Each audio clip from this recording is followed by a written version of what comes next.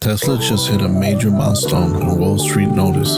The company has officially started moving the Tesla Semi into mass production, with the first truck rolling off high-volume production line in Nevada. And after years of delays, this is a big deal, a very big deal, because the Tesla Semi is not just another electrical vehicle.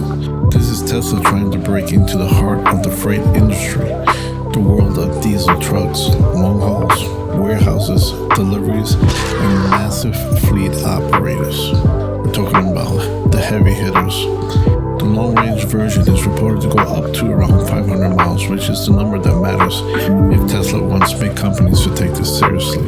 But here's the real question: can Tesla build enough of them? And can the charging network actually support electrical semi-trucks at scale? Because trucking companies do not care about hype. They care about fuel costs, uptime, maintenance, range, and whether the truck makes money. Number one. That's why Tesla's stock rolls on the news. Investors see the possibility of another huge market opening up.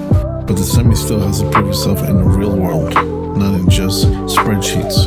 Because if Tesla gets this right, diesel trucking may finally have a serious electric competitor.